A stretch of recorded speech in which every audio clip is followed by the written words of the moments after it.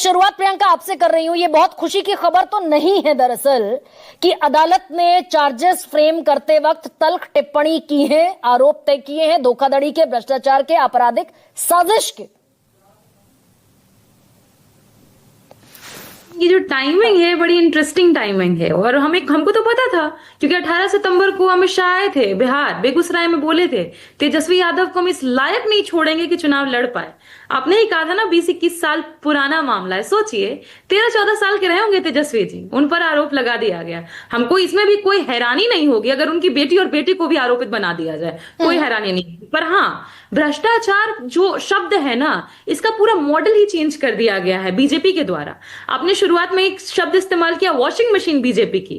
पहले नेशनल हुआ करती थी, यहाँ के नेताओं को धुला करती थी, अब इंटरनेशनल हो गई है। अब तालिबान भी उसमें आता है तो चकाचक होके निकलता है। ये बीजेपी है। लेकिन हाँ, ये बात कहूंगी कि जब मैं कहती हूँ मॉडल बदल दिया गया, ये हुआ कि पहले भ्रष्टाचार होता था पर अब वो फंड हो जाता है। जैसे PM care fund, PM take care के लिए फंड बनाया गया था, आम गरीब गुरबा लोगों से पैसे लिए गए, लेकिन कहां वो पैसा गया उसके बारे में किसी को कोई इन्फॉर्मेशन नहीं। जाऊंगी मैं बीजेपी के भ्रष्टाचार पर, पहले आप अपने भ्रष्टाचार पर आइए ना भाई। ये कोई खुशी की, ये कोई बैज ऑफ ऑनर तो है नहीं कि अदालत ने कह दिया कि सरकारी पद का बेजा इस्तेमाल हुआ, टेंडर की प्रक्रिया में हस्तक्षेप हुआ, इन्वॉल्वमेंट किया गया, बदलाव किया गया, नियम कायदे बदले गए टेंडर के।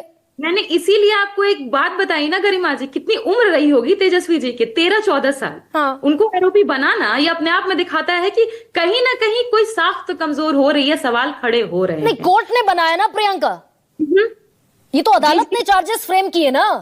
अदालत ने एक डेट भी दी है, पता है वो डेट क्या है अगली सुनवाई की? 10 नवंबर और 11 नवंबर को हमारे दूसरे चरण की वोटिंग है। बहुत सारे कोइंसिडेंसेस देखने को मिल रहे हैं गरिमा जी। मतलब आप कह रही हैं राउज एवेन्यू कोर्ट केंद्र के इशारे पर काम कर रहा है? मैं ये नहीं कह रही, पर मैं एक नारा आपको बताती हूँ। स्टूडेंट मूवमेंट से निकली हूँ, हम लोग स्टूडेंट के तौर पर ही लगाते थे, जब जब मोदी डरता है ईडी सीबीआई आगे करता है।